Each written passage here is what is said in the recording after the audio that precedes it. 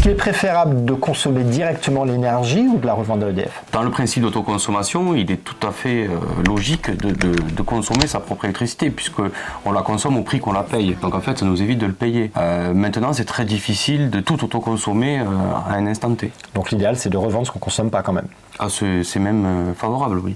Est-ce que les panneaux photovoltaïques continuent à alimenter la maison quand il y a une coupure de courant? Alors non, aujourd'hui, c'est une question qu'on me pose beaucoup.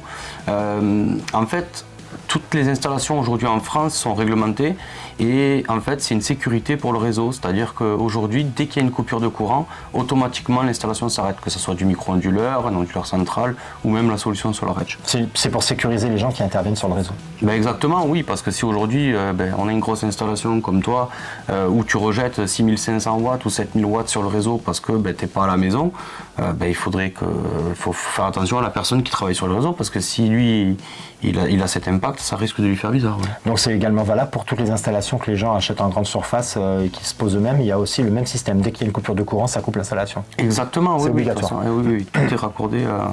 Tout est avec la tension réseau en fait. Donc ça ne produit plus d'électricité à la maison. S'il y a une coupure de courant, vous ne pouvez pas compter sur les panneaux solaires pour faire tourner le lave-vaisselle. Et non, pas avec ces solutions-là. Après, on a des solutions qui existent avec des systèmes de backup, avec de la batterie, mais il faut automatiquement une batterie pour pouvoir alimenter, régénérer lorsqu'il y a une coupure de courant. Alors, est-ce qu'il est intéressant aujourd'hui de mettre des batteries quand on produit son électricité avec des panneaux photovoltaïques? Alors, c'est toujours une très bonne question. Alors, aujourd'hui, ça va dépendre de la consommation qu'on a et de ce qu'on veut en faire. Et moi, je conseille beaucoup de faire 2 ans, 3 ans d'autoconsommation avant de songer à une batterie, parce que déjà aujourd'hui, les coûts sont très élevés quand on met de la qualité. Et puis il faut savoir aussi que une batterie, on va avoir des capacités limitées, ça peut être du 5 kg, ça peut être du 10 kg de stockage, mais par exemple quand on m'appelle pour me dire qu'on veut une batterie pour une voiture électrique, il faut complètement oublier quoi. Ah non, parce qu'une voiture électrique, il faudrait 7 ou 8 batteries c'est exactement ça. Pour charger une voiture électrique, donc c'est ça. Est-ce qu'on peut donner un ordre d'idée de prix de batterie pour les gens qui regardent cette vidéo, sachant, encore une fois, je rappelle qu'on est en novembre 2023 au moment où on tourne cette vidéo, et je pense que le prix des batteries va baisser dans l'avenir. On a en droit de croire et de l'espérer. Autant le prix que la technologie qui va s'améliorer, mais aujourd'hui une batterie, il faut compter, chez SolarEdge, parce que c'est notre solution, il faut compter entre 10 et 11 000 euros TTC posé. Pour une batterie de quelle puissance? 10 kW.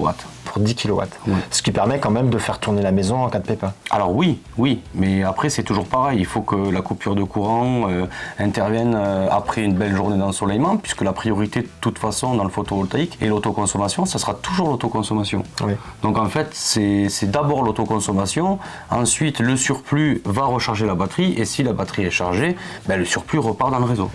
Donc je dirais qu'à partir du moment où on a une batterie, il n'y a plus intérêt à revendre son électricité à EDF, puisque le surplus il vient dans la batterie. Donc il faudrait vraiment qu'on ait encore du surplus après avoir chargé la batterie. Mais on en a toujours. D'accord. Sachant que la batterie, l'objectif il est aussi de la vider tous les soirs. De toute façon, ça c'est la priorité de la batterie. C'est-à-dire que dès qu'on a la luminosité qui baisse et plus de production sur les panneaux, ou même très peu de production, la batterie va prendre le relais jusqu'à qu'elle ait plus de capacité. D'accord. Et une batterie de 10 kg, en fait, ça dure combien de temps? Ça dépend de ce que je consomme dans la maison. Tu vas me dire, si je dors, il ne se passe pas grand-chose. Mais par exemple, on sait que le gros pic de consommation, c'est souvent le soir à 19h, quand le ménage prépare à manger. Oui. On voit sur le pic EDF, c'est vraiment de 19h à 21h, j'ai envie de dire, il y a le gros pic de consommation. Est-ce que, à ton avis, je peux passer ce pic sur la maison si j'ai une consommation normale?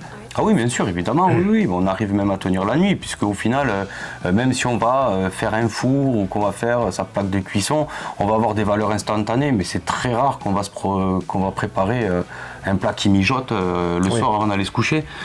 Donc, ce qui se passe, c'est que on va consommer sur un instant T, la batterie va prendre ce qu'elle doit donner, parce qu'elle va sortir quand même 5 kg max en instantané.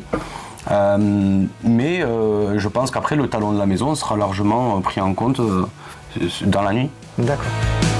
Le prix de 8 panneaux photovoltaïques, c'est une question qui est posée par les internautes. On peut répondre facilement à cette question?